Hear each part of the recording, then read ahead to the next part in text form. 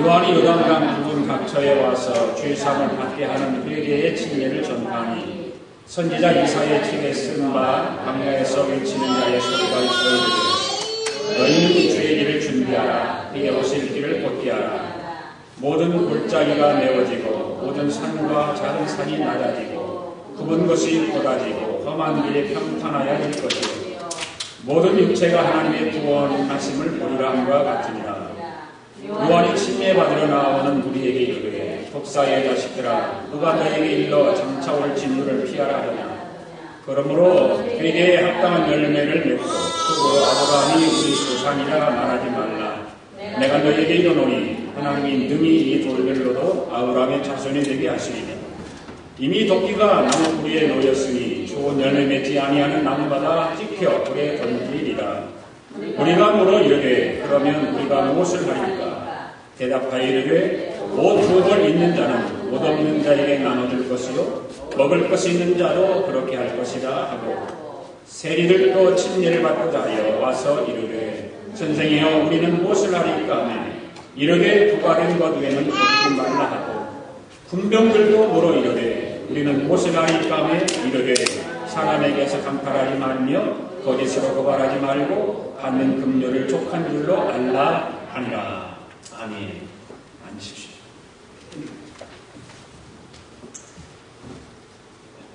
성경은 하나님의 말씀입니다. 하나님의 말씀은 구약과 신약 두 권으로 이렇게 구분해서 기록되어 있습니다. 구약 성경은 오실 메시아에 대해서 기록한 성경이고 신약은 오신 메시아에 대해서 기록한 성경이 신약 성경입니다. 하나님께서 이스라엘 백성들에게 엄청난 사랑을 쏟아 부으셨습니다. 그래서 이스라엘 백성들에게 그 메시아가 어떻게 오시고 누구인가를 선지자, 자연, 하여튼 여러 사람들을 통해서 또 우주 만물 가운데서 그런 창조의 섭리를 통해서 그 사랑을 쏟아 부으셨던 거죠. 근데 하나님께서 이렇게 사랑을 쏟아 부으셨는데 그 이스라엘 백성들은 하나님의 사랑을 점점 멀리 하는 거예요. 수백 년, 수천이 흐르면서 많은 선지자들이 하나님의 사람들이 나와서 외치고 회개하라고 외치고 구원의 날을 선포하기도 하고 했는데 하나님의 백성들은 하나님의 사랑에 부응하지 못합니다. 그러면서 하나님의 그 선지자들의 시대가 끊겨버리는 시대가 오죠. 그래서 신약과 구약의 중간기 시대가 오는데 그 중간기 시대가 어떤 시대가 무려 400년이라는 엄청난 세월이 중간기 시대가 옵니다. 그래서 많은 사람들이 우왕좌왕 이렇게 살아가는 그때 그런 시대가 옵니다. 이런 기점에서 이방인들의 세계가 열리기 시작하죠. 이방인들의 세계가 열리기 시작하면서 많은 인물들이 거기서 나오기 시작합니다. 그 시대에. 예를 든다면 유명한 철학자들이라든지 사상가들이라든지 이런 기간 동안에 나온 사람들이 바로 석가공자, 맹자, 소크라테스, 플라톤, 그리고 아리스토텔레스 이런 사람들이 그 기간 동안에 나타나죠.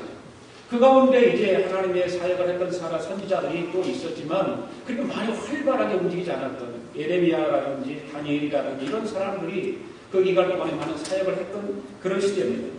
그러면서 헬라 문화가 전 세계로 전파되어지게 되고 역사가 헤로토스라고 하는 그런 사람의 시대가 열리게 되고 알렉산더도 그 시대의 사람들이고 또 의사의 표상인 히포크라테스가 바로 그때 아마 시대가 열리기 시작했던 것이죠. 그러니까 세계사적인 인물들이 그 구약과 신약 시대 그 400년이라고 하는 긴 세월 동안에 이방인들이 그 역사가들이 인물들이 배출되기 시작합니다.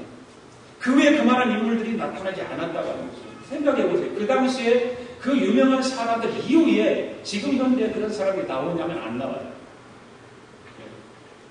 그 시대에 엄청난 그 이방인의 인물들이 나옵니다. 물론 기독교 안에서도 많은 신학자들이 나오긴 했지만 이방인 세계에서는 그 기간 동안 가장 많은 인물들이 나타났다라고 말할 수가 있습니다. 역사상 이렇게 많은 현대인들이 나타난 시대가 없었던 것입니다. 그래서 이 시대에 각 도처의 세계사에 빛나는 인물들이 막 세계 곳곳에서 나타나기 시작했습니다. 정치학, 윤리학, 의학, 수학, 기하학, 철학 이런 것들이 발달하기 시작하는 것이죠. 헬라 문화가 온 세계에 많이 이렇게 퍼지면서 그런 학문들이 전파되기 시작합니다. 종교적으로도 유교, 불교, 도교, 유대교, 자이나교, 조로아스교 이런 들어보지도 못한 그런 교들이 그 당시에 종교들이 탄생하기 시작하죠. 이런 종교들이 이 시대를 기점으로 해서 생겨난 것을 볼 수가 있습니다. 물론 구약 성경도 이 시대에 완성이 되죠. 구약 성경도 그 400년이라는 긴 세월 동안에 완성이 됩니다. 수많은 철학자들이나 또 현자들이나 유대인들에게서 나오지 않고 오히려 이방인들에게서 그 세계에서 많은 인물들이 배출되었다고 하는 사실입니다. 그 구약시대에 수많은 하나님의 사람이 있었음에도 불구하고 그 400년이라는 중간기 시대에 그런 세계적인 인물들이 배출되었습니다. 그러면서 로마가 세계를 정복하기 시작하죠. 로마가 세계를 정복하기 시작하면서 유대인들은 로마에 속국이 되고 로마에 속국이 되었던 유대 민족은 절망에 빠지기 시작합니다. 낙심과 절망 가운데 빠지기 시작합니다. 정치는 신임을 잃어버립니다. 경제는 도탄에 빠져버립니다. 윤리는 땅에 떨어져 버립니다. 모든 종교는 희망을 주지 못합니다. 선지자도 400년 동안 없었습니다. 그러니까 세계의 그런 문화는 이 로마의 속국이 되어서 로마가 세계를 통치하고 로마가 다스렸던 시대였죠. 그때 누가 등장합니까? 400년 지난 후에 침례 요한이라고 하는 사람이 나타나죠. 침례 요한이라고 하는 사람이 나타나서 복음을 선포하고 회개의 복음을 전파하기 시작합니다. 그러면서 오늘 본문에서 말하듯이 그때 침례 등장해서 광야에서 외치는 소리가 뭡니까? 여러분 이제 메시아가 오실 때 가까웠다는 것입니다. 주님의 길을 예비하라는 것입니다. 메시아가 오시면 골짜기가 메워지고 높은 산이 낮아지고 험한 길들이 평탄해지고 굽은 길이 곧아질 것이다 라고 이 침례 요한이 메시아의 복음을 선포하기 시작하는 것이죠. 현대를 살아가는 우리 모두는 지금도 온 세상을 세계를 이렇게 뉴스를 접하고 언론의 신문을 접하고 또 우리 귀를 열으면 많은 것들을 듣고 접할 수 있는데 전쟁, 인종 갈등, 종교 갈등, 빈부격차, 양극화 이런 등등으로 마찬가지로 광야 시대를 살아가고 있다는 거예요. 지금 역시. 그래서 예수님이 다시 오시기를 더욱 그리워지는 것이 우리 크리스찬들인 것입니다. 침례 요한 당시는 오실 메시아를 기다렸지만 현대를 살아가는 저와 여러분들은 어떤 메시아를 기다리고 있습니까? 다시 오실 메시아. 이미 구원의 은총을 베푸시고 천국에 올라가서 하늘 보좌에 앉아 계시면서 다시 오시겠다고 약속하신 그 다시 오실 메시아를 우리는 기다리고 있는 거예요. 그래서 예수님 오시기를 더욱더 우리는 기다리죠. 그래서 오늘 5절 말씀을 보면 4가지 그런 뭐가 나오는데 뭐냐면 예수님이 다시 오시기를 기다리며 준비하려면 어떻게 해야 되는가라고 하는 그 말씀이 5절 말씀 가운데 간략간략하게 나오죠. 첫 번째 골짜기가 메워진다는 거죠. 골짜기가 메워진다는 거죠. 그리고 침례 요한의 때처럼 지금도 여러 가지 골짜기들이 우리 인생 가운데 세상 속에 많이 있어요. 그런 골짜기들이 뭡니까? 불신의 골, 피해의식의 골, 배신과 상처와 실망의 골짜기들이 우리 인생 가운데는 참 많이 있다는 것입니다. 사람들, 인간 세상에 살아가는 그 당시에 구약과 신약 중간 시대에만 그런 엄청난 그런 골짜기가 있었던 것이 아니라 현대를 살아가는 지금도 우리 인생 가운데 많은 골짜기들이 있다는 것입니다. 그러나 주님이 오시면 그 골짜기를 어떻게 한다고 그랬습니까? 골짜기는 감사로 바꾸고 절망의 골짜기는 희망으로 바꾸겠다는 거죠. 주님이 오시면 다시 예수님께서 이 땅에 메시아로 오시면 이런 골짜기들이 메워진다는 것입니다. 두 번째는 뭐냐면 모든 산이 낮아졌다. 모든 산이 낮아졌다. 그 말은 겸손해져야 한다 그 말입니다. 사람들에게는 저마다 높은 산이 있어요. 그 높은 산이 뭘까요? 교만이죠. 교만은 뭐 여러 가지를 통해서 교만이 올 수 있습니다. 그런 교만들이 다 낮아진다는 것입니다. 돈과 지식으로 인한 교만, 산, 능력과 권력으로 인한 교만, 산, 자존감을 얻고 자존심으로 똘똘 뭉친 교만의 삶, 심지어는 봉사하고 기도대장이라고 하는 영적 교만의 삶. 그런 우리들이 많은 교만들이 우리 안에 있습니다. 그런 산이 낮아져야 예수님은 그 가운데 찾아오신다는 말이에요. 그리고 5절에서 굽은 것을 곧게 해야 된다고 그랬어요. 마음이 구부러지면 매사가 어떻게 삐뚤어져 보이고 삐뚤어지게 보는 것입니다. 네. 굽은 마음, 매 구부러진 마음을 가지면 그렇잖아요. 마음이 꼬부라져 있으면 매사가 꼬부라져 생각하고 꼬부라진 말을 하게 되고 꼬부라진 생각을 하게 됩니다. 칭찬은 아첨처럼 듣는 거죠. 칭찬해. 나에게 많이 꼬부라진 내가 가지고 있는데 누가 나를 칭찬하면 그거를요 어떻게 듣습니까? 아부떠네 아부떠라 그렇게 듣는 거죠. 괜히 순수한 마음으로 칭찬을 하는데도 불구하고 마음이 꼬부라져 있으니까 아첨한다고 그렇게 말하는 것입니다. 충고는 멸시처럼 듣고 위로라고 하는 말은 조수처럼 들리는 거예요. 조수하는 거죠. 위로한다고 하면 그것을 굳은 마음을 가지고 있으니까 꼬부라진 마음을 가지고 있으니까 조수하는 것처럼 듣는 것입니다. 또한 꺼진 거울로 얼굴을 들여다보듯이 하나님 말씀을 올 때도 깨진 상태로 삐뚤게 받아들입니다. 여러분 거울이 다 깨져서 산산조각이 다 났습니다. 그러면 여러분들이 얼굴을 쳐다볼 때 어떻게 보일까요? 내 얼굴이 다 깨져 보이잖아요. 그러니까 마음이 꼬부라진 사람은 하나님 말씀을 들어도 그렇게 다 산산조각 나가지고 보이는 거예요. 하나님 말씀은 온전히 보이지 않는 것입니다. 그런 마음 때문에 제사장들과 바리새인들은 그렇게 간절하게 기다렸던 메시아를 어떻게 했습니까? 십자가에 못 박은 거 아닙니까? 왜? 꼬부라져 있습니다.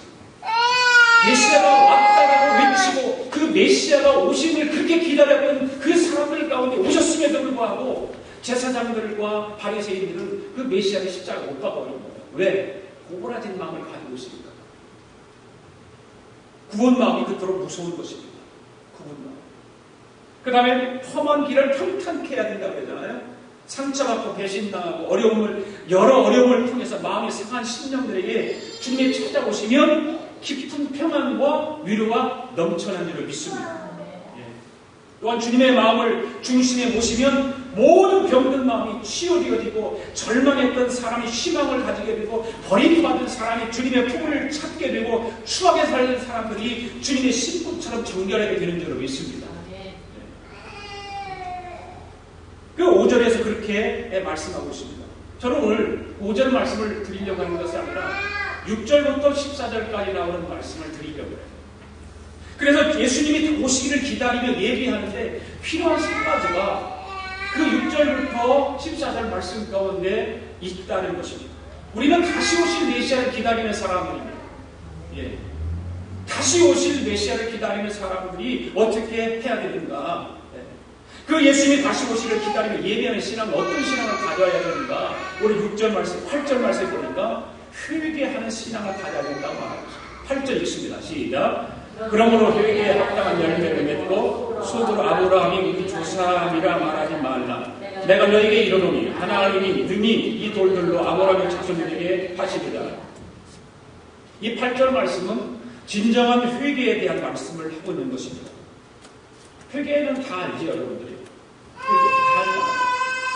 아까 우리 집사님 기도하실 때도 회개하는 기도를 드렸죠. 많은 사람들이 회개에 대해서 말하라고 하면 어떤 사람 죄를 뉘우치는 것을 회개라고 말합니다. 죄를 뉘우치는 것이 회개일까요? 잘 생각해 보세요. 그럼 죄를 뉘우쳤다가 얼마에 또 같은 죄를 지으면 그 뉘우침이 무슨 큰 의미가 있어요? 없잖아요. 어떤 사람은 새 삶을 다짐하는 것을 회개라고 생각합니다. 새 삶. 이제 내가 이렇게 살지 말고 새 삶을 다짐합니다. 그러나 그 새로운 삶을 다짐하는 것이 얼마나 오래 가냐고 말입니다. 사람이 회개했다고 죄를 전혀 안 짓는 사람은 아무도 없습니다. 만약에 회개했다고 죄를 전혀 안 지면 어떤 사람이라고 말할 수 있냐면 성자라고 해요. 성자. 내 경험을 통해서 보면 깨끗하게 살았던 때도 나는 깨끗하게 산다고 생각하는 무서운 영적 교만, 죄가 내 안에 있더라고 말이죠. 그 마귀는 그렇게 영적인 교만까지도 우리를 간섭하고 우리를 타치해서 우리로 하여금 죄짓게 만드는 거예요. 그처럼 가장 깨끗하다고 생각할 때 오히려 교만한 죄로 인해서 가장 깨끗하지 못한 때가 될 수 있음을 생각할 때 회개를 완벽한 의인이 되는 것으로 생각하면 그만큼 참된 회개는 멀어진다는 사실이에요. 우리는 절대 의인은 될 수 없어요. 그래서 한번 이렇게 회개를 한번 정의해보면 어떨까라고 한번 생각을 해봤습니다. 뭐냐면 예수를 안 믿는 사람들의 회개는 어떤 회개일까? 예수를 안 믿는 사람의 회개는 주님을 향한 순수한 첫사랑을 가지게 되는 것이 회개다라고 생각해봅니다. 예수 안 믿는 사람이 예수님을 믿고 예수님을 영접하고 나서 그 순수한 첫사랑을 가지게 되는 것, 그것이 예수 안 믿는 사람의 회개다라고 생각을 해보고요. 그 다음에 그러면 기존 신자들, 저와 여러분들이 얘기하는 것입니다. 저와 여러분의 회개는 어떤 것일까? 그 주님을 향한 순수한 첫사랑을 잃어버렸는데 그 첫사랑을 다시 회복하는 것이 회개다라고 생각합니다. 여러분은 어떻습니까? 여러분 순수한 주님의 그 사랑, 첫사랑을 지금 회복하고 있습니까? 회복하고 그 첫사랑 그 상태로 가지고 있습니까? 아니면 그 첫사랑을 다 잃어버리고 살아가고 있습니까? 그 첫사랑을 회복해야 됩니다. 예수님 만났을 때 그 사랑, 그 뜨거운 감격, 그 기쁨, 그 말로 표현할 수 없는 그 감동이 있었지 않습니까? 그것을 다시 회복해야 된다고 말해요. 그런데 많은 사람들이 교회를 오래 다니면 다닐수록 그 첫사랑이 식어지고 있다는 사실. 복음에서 멀어지는 거예요. 예수 그리스도가 멀어지는 것입니다. 그리고 내 안에 내 자아가 있어서 내가 나를 컨트롤하고 내 마음대로 살아가고 그 첫사랑이 회복이 안 돼요.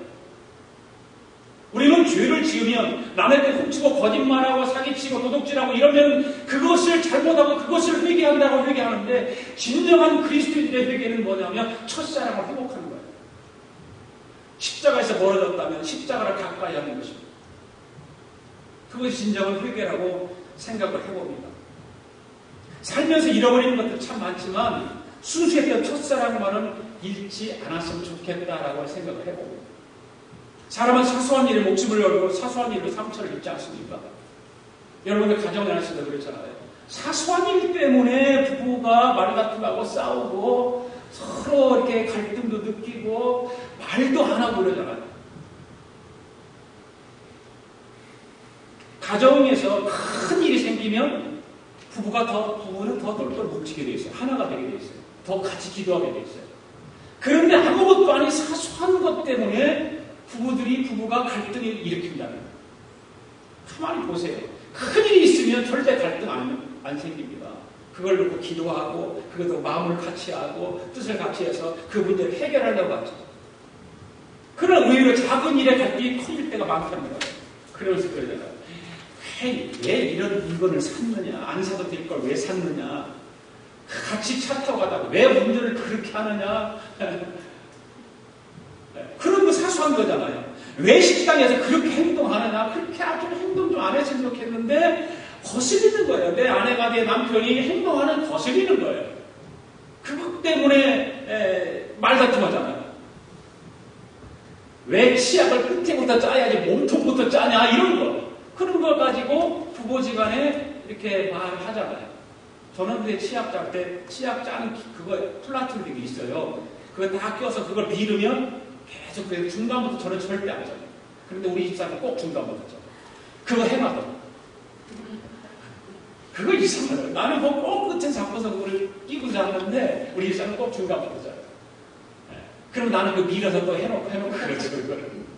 그런 것 때문에 부부지간에 갈등을 느끼고 사랑하는 사람들이 사랑해서 멀어져요. 잔소리죠, 잔소리. 그러면서 봐요. 당신 수준이 뭐 이래 이거밖에 안 돼 이렇게 말하죠. 당신 이거밖에 안 되고 못 배웠어 이런 거 막 얘기하죠. 그러면서 좀 더 나가다 보면 뭐예요? 당신네 식구들은 왜 그래 그런 거라고. 절대 여러분들 당신네 식구들은 왜 그래 그 말 절대 하지 마십시오. 내가 언젠가도 말씀드렸죠. 저는 한 번도 우리 처갓집에 대해서 당신의 식구들을 왜 이래 해본 적이 없어요.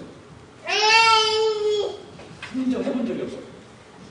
그것이 가장 큰 상처가 받아요. 아내도 남편도. 우리 입사는 가끔 저한테 뭐 그런 얘기 하는데 저는 상처를 안 받는 사람이 원래요. 그냥 그러려니 하고 말아버리죠. 그러면 절대는 안 돼요. 남자 어디 갔어? 남자 두 남자 어디 가냐고. 젊은 두 남자 어디 갔어? 절대 아내를 향해서 당신네 식구들을 왜 그래? 그런 말 하면 여자들은 엄청 평생 그걸 기억하고 있어요. 평생. 죽을 때까지. 그 말 하면 안 돼요. 그거는 남자는 결혼 딱 하면 그걸 생명같이 지킬 줄 알아야 돼요. 그 말 하면 안 돼요. 아내가 상처를 아주 평생 상처받을 말을 하면 안 돼요. 그러면서 그게 뭐 짱이 커지는 거예요. 그러면 그 말하면 짱이 커져요. 아내들이요, 다른 거는 조금 덜 화내는데 그 말만 꺼내면 엄청나게 그냥 들고 일어나는 거예요. 그러면 당신네는 어떻고 이렇게 나오거든요. 그러면 큰 일이 생기니까 안 되는 거예요. 그처럼 사소한 일에 상처가 없게 하려면 무엇보다도 무엇을 회복해야 될까요? 첫사랑을 회복하십시오. 첫사랑을 회복하는 거예요. 첫사랑이 깨지고 첫사랑이 무너지면 그때부터 문제가 생기게 되는 것입니다. 선한 결단과 사랑의 다짐을 보면 보통 몇 개월 안 간답니다. 한 1년 좀 넘고 어떤 때는 좀 길게 하면 3년 정도 간다고 합니다. 그래서 사랑은 저절로 유지되지 않는다는 거죠. 저절로 유지됩니까? 가만히 있는데도 사랑이 유지됩니까? 안 돼요. 서로 노력하는 거예요. 서로 힘써야 돼요. 사람은 서로 힘쓰지 않으면 안 돼요. 공부하고 훈련해야 돼요. 특히 습관과 본능을 이기고 처음처럼 행동해야 사랑을 지켜나갈 수 있는 거예요. 처음 만났을 때처럼 행동해야 사랑을 회복하는 거예요. 그렇지 않으면 안 돼요. 그런데 그처럼 순수한 첫사랑의 회복을 위해서 가장 중요한 것은 뭐냐? 회개하는 거예요. 회개하는 거예요. 우리는 교회 다니면서 하나님한테만 회개하는 줄 아는데 가정에서도 회개할 줄 알아요. 아내에게 잘못했으면 여보 내가 미안해. 내가 잘못해서 할 줄 알아야 돼요. 남편에게 좀 뭐 잘못한 거 있으면 여보 내가 잘못했어요. 미안합니다. 할 줄 알아야 되거든요. 그런데 우리 한국 남자들은 그걸 특히 못하는 것 같아요. 저를 비롯해서. 하나님은요 굳은 마음을 사랑의 담요로 적셔주시는 거예요. 하나님은 그렇게 이스라엘 백성들에게 엄청난 사랑을 부어주셨습니다. 부어주셨는데도 불구하고 이 이스라엘 백성들은 그 하나님의 사랑을 자기들의 필요에 따라서 받아들였다, 버렸다, 온갖 짓을 다 해요. 여러분, 예수님을 처음 진실하게 믿고 사랑할 때 어떤 일이 있었습니까? 오늘 이따 오후에 가서 간증 한번 듣기를 원해요. 지금부터 기억하세요. 예수님을 처음 믿었을 때, 정말 처음 만났을 때 어떻게 예수님을 믿었는가? 어떻게 사랑했는가? 범사에 감사가 넘치기도 했을 것이고 기도 생활도 잘했을 것이고 예배드리는 것도 기쁨이 있을 거예요. 예수님 처음 만나서 예수님 처음 믿고 사랑할 때 엄청난 일들이 우리 안에서 막 생수듯이 일어나지 않았습니까? 교회 가는 것이 즐겁고 기쁘고 예.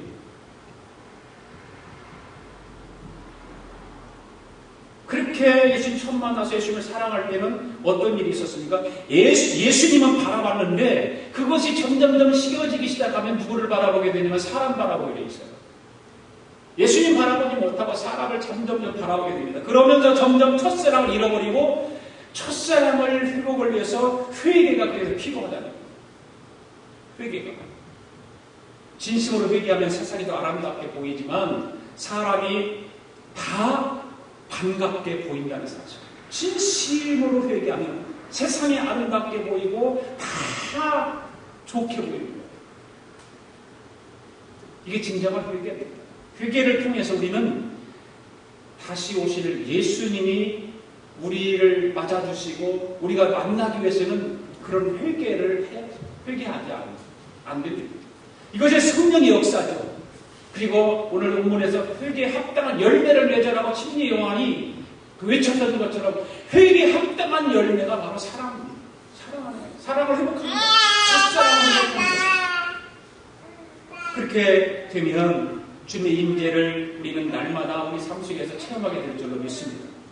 두 번째로 예수님이 다시 오시기를 기다리며 예비하는 신앙은 어떤 신앙입니까? 이기주의를 버리는 신앙입니다. 이기주의를 버리는 신앙. 침례 요한이 회개를 선포하자 무리들이 무엇을 해야 하느냐고 묻지요. 그때 침례 요한이 대답합니다. 본문 11절 말씀 보십시오. 시작. 대답하여 이르되 옷 두 벌 있는 자는 옷 없는 자에게 나눠줄 것이요 먹을 것이 있는 자도 그렇게 할 것입니다. 여러 가지로 이 말씀을 해석할 수 있지만 저는 이 말씀을 이기주의를 버리고 나눔을 실천하라 그렇게 좀 이렇게 해석을 해드리고 싶어요. 이기주의의 마음을 버리라는 거죠. 그리고 나눔을 실천하라는 거죠. 나눔은 행복을 얻는 첫 번째 길입니다. 나누는데 행복하지 않은 사람 한 사람도 없습니다. 나누면서 불평하고 원망하는 사람 봤습니까? 없습니다. 나눌 때 행복해지는 거예요. 나눌 때 내 삶이 에너지가 생기는 거예요. 이기주의적인 마음만 가지고 있으면 절대 행복이 올 수 없고 기쁨도 올 수 없고 감사도 올 수 없는 것입니다. 그런데 나눌 때, 나눔을 실천할 때 행복이 찾아오는 거예요. 진짜 행복은 내 행복이 남에게 행복이 될 때 그것이 행복입니다. 내 행복을 남에게 나눠주는 거죠. 그가 행복할 거 있을까요? 내 행복을 나눠주는데 얼마나 행복하겠어요? 그것이 진정한 행복이죠. 또한 주는 삶을 실천할 때 가장 크리스찬다운 성도죠. 주는 삶을 실천할 때 주기를 좋아하면 언제나 감사가 넘치지만 받기를 좋아하면 언제나 불평이 넘칩니다. 한번 따라서 해볼까요? 주기를 좋아하면 언제나 감사가 넘치지만 받기를 좋아하면 언제나 불평이 넘친다.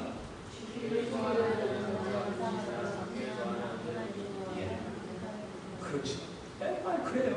주기를 좋아하면 언제나 감사가 넘쳐요. 주는 사람 치고 불평하는 사람이 없어요. 감사한 거예요. 그러나 받기만을 좋아하면 언제나 불평이 돼요. 왜 이런 거든지. 이건 내 마음에 안 드는 건데 내 거다 보다 나 안 맞는데 그러죠. 받기만 좋아하는 사람은 그래요. 늘 불평해요. 주어도 불평해요. 받아도 불평해요. 결국 받으려는 마음에서 싸움과 섭섭함이 생기기 시작하죠. 그렇죠? 내 마음에 안 드는 걸 받으면 섭섭함. 왜 인간 관계에서 사단이 날까? 더 많이 받으려는 마음이기 때문에 더 많이 받기를 좋아하면 더 많이 받기를 원하죠. 그러므로 은혜가 넘치는 성도가 되고 은혜가 넘치는 교회가 되게 하려면 나눔을 최대한 실천할 수 있어야 되는 것입니다. 아멘. 나누는 것. 작은 것이라도 나눌 줄 아는, 베풀 줄 아는 그런 신앙생활, 그런 믿음의 사람. 다른 어떤 교회의 어떤 훈련 프로그램보다 더 중요한 것은 뭐냐면 나눔을 실천하는 거예요. 아무리 교회 안에서 훈련을 하고 프로그램을 해도 나눔이 없다면 아닙니다. 우리는 서로 나눠야 돼요. 우리 교회는 작지만 작은 데서부터 나누는 거 쉽잖아요. 좀 쉽잖아요. 그렇죠? 지금부터 그것을 훈련을 자꾸 하고 그것을 정말 신앙으로 내 삶 속에 기틀을 잡아놓으면 엄청난 우리 자녀들에게, 우리 후손들에게, 우리 또 미래에 우리 교회에 엄청난 효과가 일어나게 될 줄로 믿습니다. 한국의 사랑의 장기기증 본부 그 소식을 들어보면 장기를 기증을 하기로 서약한 사람들 가운데 대부분이 어떤 사람들일까? 크리스찬들입니다. 대부분의 크리스찬들입니다. 특히 목사님 부부들이 참 많다는 거죠. 목사님 부부들이 장기 기증을 다 하는 거죠.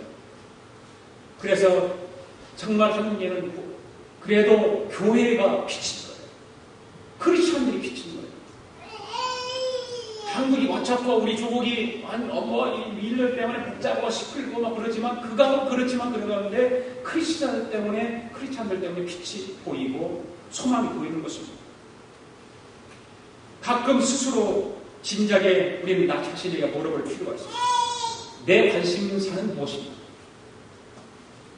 받는 것보다 주는 것에 더 있지 않는가? 그리고 한번 생각해봐요. 나는 주는 것을 좋아하는가, 받는 것을 좋아하는가? 내 관심사가 무엇인가? 어떻게 줄까? 어떻게 더 줄까? 어떻게 더 아름답고 깨끗하게 줄까? 어떻게 받는 분의 자존심과 명예도 지키면서 겸손하게 드립니까? 그런 생각을 하면서 살아가는가? 아니면 나는 이걸 받았으면 좋겠어, 저거 받았으면 좋겠어, 이런 것만 생각하는가? 사도행전 4장 23절에 보면 성령을 받은 초대교회 성도들의 특징 가운데 이런 것이 나오죠. 뭔 말이 나오냐면 자기 재물을 조금이라도 자기 것이라고 하는 이가 하나도 없었다. 초대교회 성도들은 그래서 모두가 사도들 앞에 갖다 다 놓았어요. 다 갖다 놓고 그것을 자기 것이라고 말하지 않았습니다. 자기 것이라고 생각하지 않았던 것입니다. 분명히 자기 것입니다. 그런데 자기 것이라고 말하지 않았다는 거예요. 과연 우리는 그렇게 살아갈 수 있을까? 우리 이기주의를 버리고 정말 나눔을 실천하는 그런 삶으로 우리가 삶을 살아갈 수 있을까? 우리는 주님을 다시 오시기를 기다리고 있잖아요. 다시 오셔서 우리를 하늘 보좌에 함께 있기를 원하고 그 하늘 보좌에 가기를 원하는 사람들 아닙니까? 그런데 우리 마음속에 이기주의가 가득 차 있다면, 나눔의 실천이 없고 베푸는 사랑이 없다면 우리가 진정으로 주님을 기다리는 마음을 가질 수 있을까요? 그렇지 않을 거예요. 한국 교인들은 전 세계에서 헌금을 제일 많이 하는데, 미국 교회들이, 우리 이민 교회들이 이제 미국 교회 얻어서 쓰면 부러워해요. 미국 교회. 왜?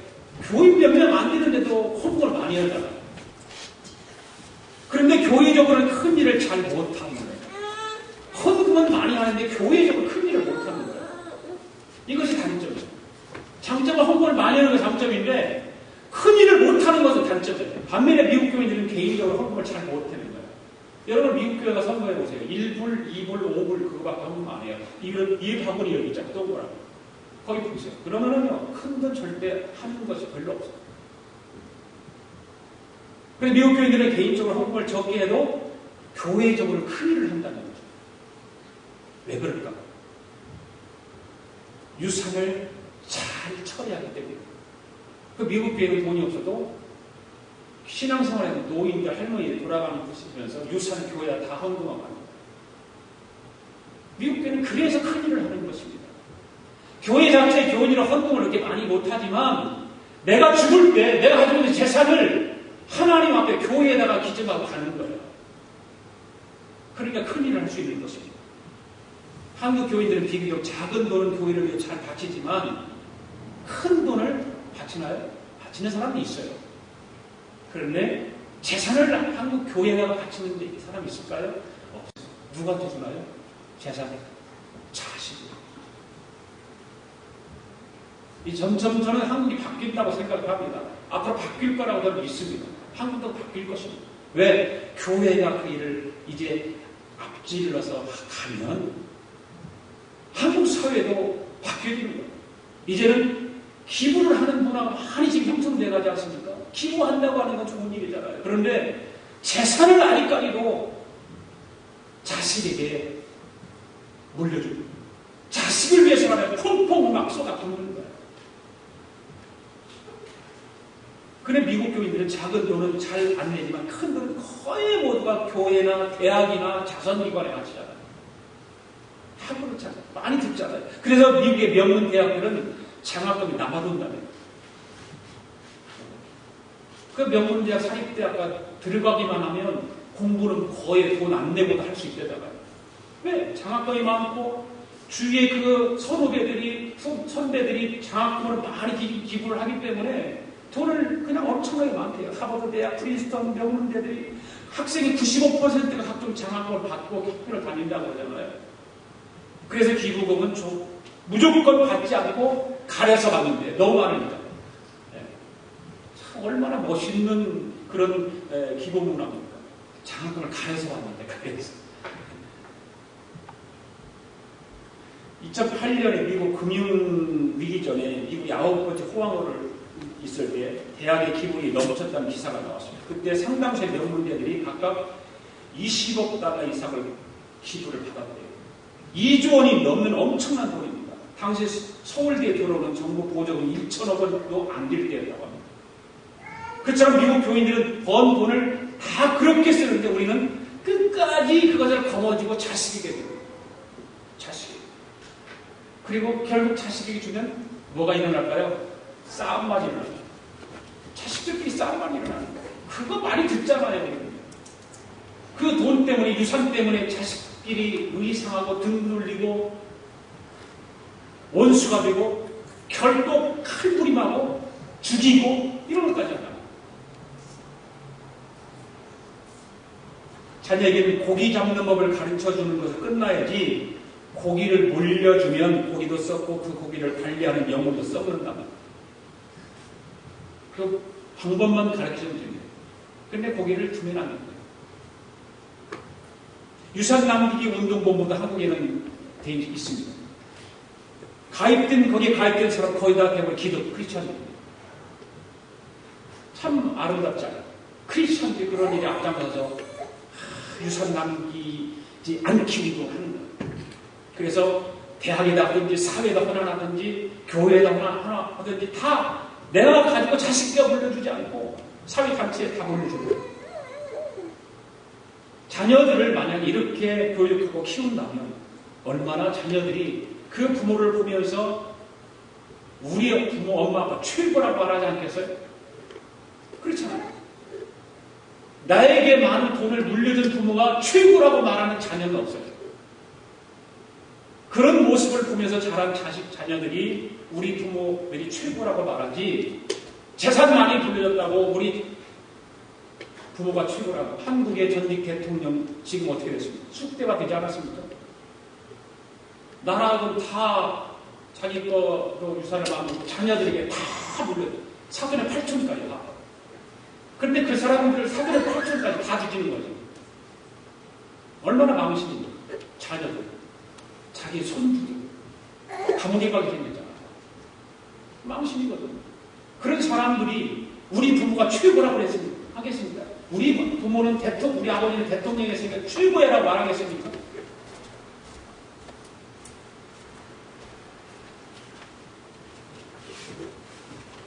성령 충만이라고 하는 것은 어쨌든 특별한 신앙 상태를 가지는 것이 아니에요. 나누려는 마음이 넘치는 것이 성령 충만한 것입니다. 베풀 줄 알고. 그것이 성령 충만이에요. 하나님 기뻐하시는 일에 마음과 재능과 시간을 물질을 기여는 모습, 바로 성령 충만한 모습. 내가 가지고 있는 걸 나누려고 합니다.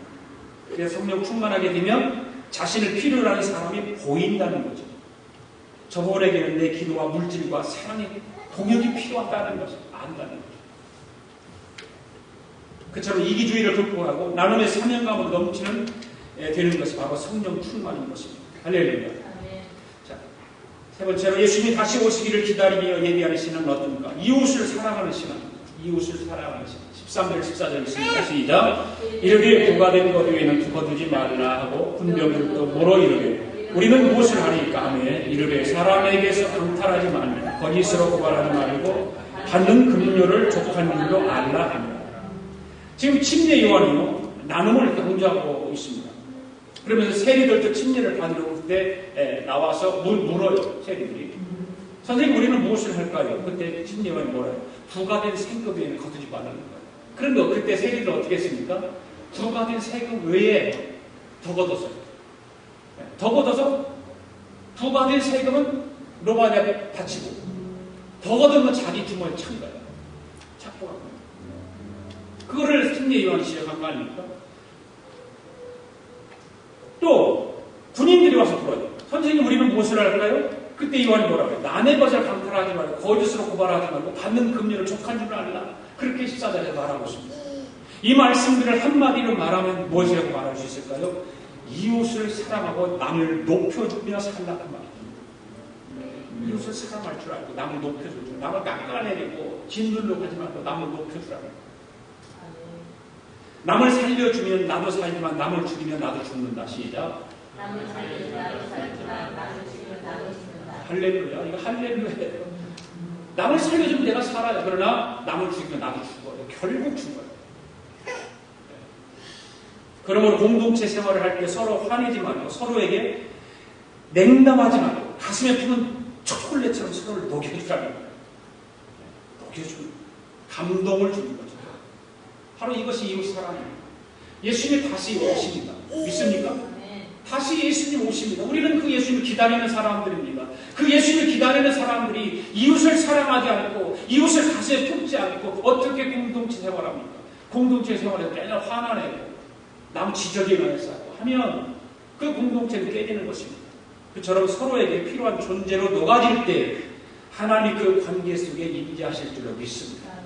하나님의 성령이 그 가운데 임재하는 거예요. 다른 곳에 임재하는 것이 아니라 그 안에 임재하는 것입니다. 살면서 함께 살아가는 일을 귀찮게 생각하면 안 됩니다. 공동체는 귀찮으면 공동체 생활 못합니다.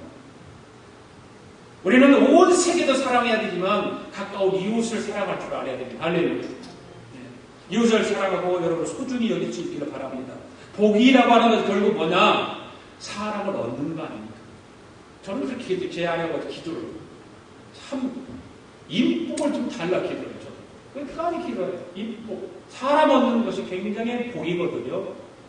옛날에 한국에 살을 때 결혼하기 전에도 그랬지만 우리 집에는 어머니하고 이제 저하고 제 동생하고 아버지 일찍 돌아가셨으니까 살 때 하여튼 뭐 하루도 안 빼고 사람들이 끌었어요. 하루도 안 빼고 사람들이 끌었어요. 그것이 때로는 귀찮기도 하고 힘들기도 하지만 그같이 복이 있는 건 없어요. 사람이 집안에 모인다고 하는 건 복이 있는 거예요. 여러분 사람들이 집에 오면 거부하지 마십시오. 잘 맞이하고 대접하고 사람들이 계속 오는 것이 좋은 거예요. 그것이 복이에요. 그래서 이웃을 사랑하라는 거예요. 축복은 대개 사람들을 통해서 오지 않습니까? 하나님이 직접 주시는 것이 아니라 하나님께서 사람들을 통해서 일하시니까 사람을 통해서 복을 주시는 것입니다. 그래서 하나님께서 만나게 해주신 사람들을 절대 거부하지 말고 잘 여러분 기도하면서 관리도 할 줄 알아야 돼요. 사람이 만나야 이런 그것이 말이 좀 이상하게 들릴지 모르지만 필요합니다. 그래서 이별하지 않기를 원합니다. 친구 사이도 멀어지지 않기를 바라고 가까운 친구. 어저께도 우리 요한이 식구랑 밥 먹는 그런 얘기죠. 친구 가운데 내 자식을 맡겨서 키울 수 있는 친구가 있는가? 내가 지금 어려워. 그런데 자식은 어렵게 하면 안 되잖아요. 어디 가야 돼. 어려우니까. 그런데 자식을 맡기고 갈 만한 친구가 있는가? 그런 얘기를 나눈 적이 있어요.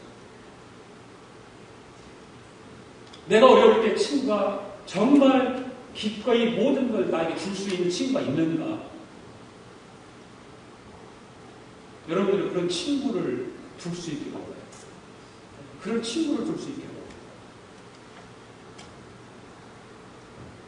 축복도, 행복도, 기쁨도 대부분 사람을 통해서 오잖아요. 우리는 이 땅에서 사람들과 더불어 살아가는 것을 부정할 수 없는 거죠. 그래서 사람을 무시하면 절대 행복할 수 없고 사람을 잘 잃으면 절대 성공할 수 없는 거죠. 이제 사람을 무시하거나 잃지 말고 웬만하면 그 관계를 유지할 수 있기를 바랍니다. 조금 껄끄러운 사이들에도 내가 마음을 오픈하면 그 껄끄러운 가시 없어지잖아요. 근데 내가 마음을 닫고 있으면 그걸 껄끄러운 건 영원토록 가는 거예요. 안 없어집니다. 그래 좋은 만남의 수를 들여가다 보면 반드시 좋은 날이 오는 것입니다. 사람을 잘 관계를 맺는 좋은 날 오게 되어 있어요. 결국 진정한 이웃 사랑은 자기를 십자가에 못 박고 시기심을 극복해야 가능한 것입니다. 그런 사랑이 있을 때 인간 관계에서도 승리할 수 있고 참된 내 인생의 행복도 찾을 수가 있는 것입니다. 그런 관계, 이웃을 사랑하는 마음. 우리는 예수님 다시 오시기를 기다리는 사람들이 이웃을 사랑하지 못하고 이기심 속에서 살아간다면 주님 왔을 때, 주님 오셨을 때 우리를 향해서 무슨 말 하겠어요? 그렇죠. 우리는 그냥 교회 다니면서 말씀 듣고 한 귀를 흘러버리고 세상 속에 한세나 살아가는 사람들이 아니잖아요. 그 주님 오신 날을 우리는 기다리면서, 그래서 계시록 맨 마지막 때 주여 속히 오시옵소서라고 밥 먹으면서 사도 요한이 그 외치는 그 소리가, 우리의 많은 사람들이 그 고백을 하면서 살아가요. 너무나 인생이 힘들고 고달프고 그러면 주여 속히 오시옵소서. 왜 고달픈데 주여 속히 오셔서 그렇게 하냐는 거예요. 내가 기쁘고 정말 예수님의 사랑을 가지고 이웃을 사랑하고 이기심을 버리고 나눔을 실천하면서 살아갈 때, 그때 고백을 해야 진정한 고백이 아니에요. 주여 속히 오시옵소서. 할렐루야, 나는 행복합니다. 그럴 때 주님 오시기를 기대해야 되지, 내 인생이 고달프고 내 인생이 힘들고 만상 귀찮을 때 그 귀찮으니까 주여 속히 오셔서, 그럼 주님 앞에 갈 수 있을까요? 그건 회피지, 회피.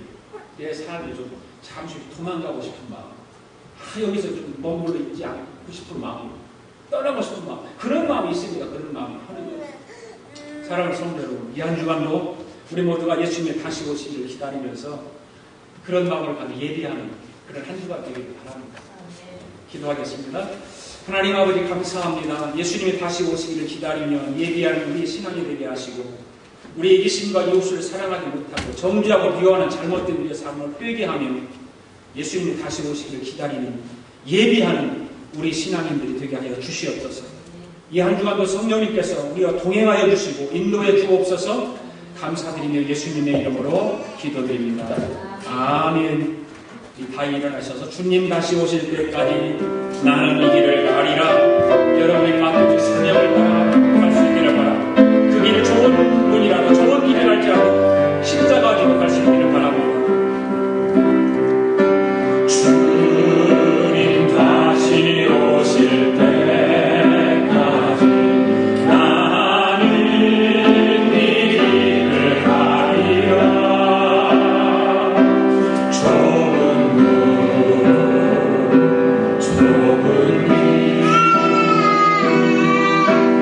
나의 십자가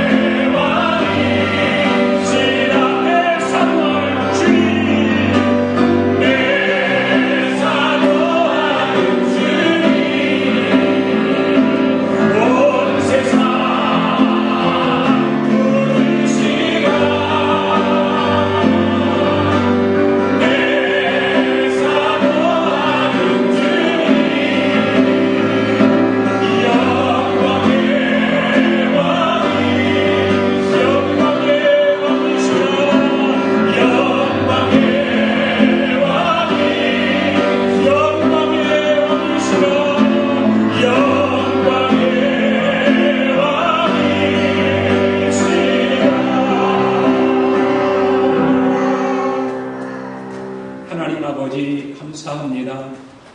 오늘도 하나님 주님 전에 나오면서 빈손으로 오지 아니하고 귀한 예물을 구별하여 하나님 앞에 봉헌에 올렸습니다. 11조 예물을 하나님 앞에 올려드렸습니다. 감사 예물을 올려드렸습니다. 선교 예물을 올려드렸습니다. 1,000번째 예물을 올려드렸습니다. 마음의 소원을 이 물질에 담아 하나님 앞에 올려드렸습니다.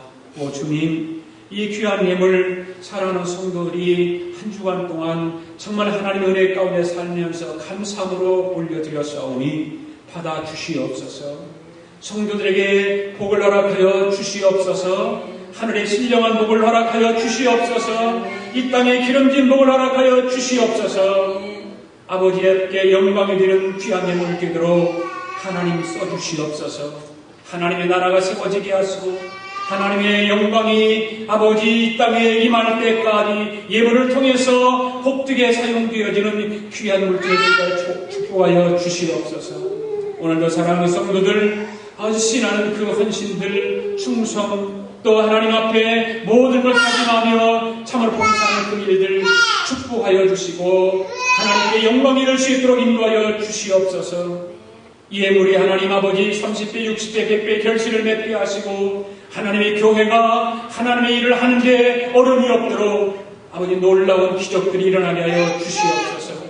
우리가 선교하는 모든 선교사들, 선교지 기관들 하나님의 아버지께 인도하여 주셔서 저들이 하나님 복음 사역을 위해서 애쓰는 그 일들이 헛되지 않게 하여 주시옵시고 좋은 열매, 하늘의 영광을 노래하며 찬양하는 그런 선교지와 선교사들과 기관들이 되도록 우리 주님 축복하여 주시옵소서. 오늘도 하나님 아버지 먼 뉴욕에서 친구를 만나 이곳에 와서 함께 예배드리는 귀한 자매를 축복하여 주셔서 저의 삶이 은혜의 삶이 되게 하시고 복 있는 삶이 되게 하시고 하나님의 영광을 찬양하는 놀라운 하나님의 딸이 되도록 축복하여 주시옵소서. 어린아이들에게 하나님 은혜 베풀어 주셔서 건강에 잘 자라게 하시고 오늘 주님 앞에 나오지 못한 하나님의 자녀들에게도 은혜 베풀어 주셔서 아버지 믿음으로 승리하는 한 주간이 되도록 우리 주님 축복하여 주시옵소서. 지금은 우리 주 예수 그리스도의 은혜와 하나님 아버지의 극진하신 사랑과 성령님의 감동과 충만하신 역사가 예수님이 다시 오시기를 기다리는 신앙으로 거듭나기를 원하며 또 그 신앙을 가지고 살아가기로 다짐하고 돌아가는 사랑하는 성도들 머리머리 위에와 성도들의 가정과 직장과 경영하는 기업 위에와 우리가 살고 있는 이미합중국과 하나밖에 없는 우리 조국 위에와 주의 이름으로 모이는 교회 위에 지금으로부터 영원토록 함께 하시기를 예수님의 이름으로 축원하옵나이다. 아멘.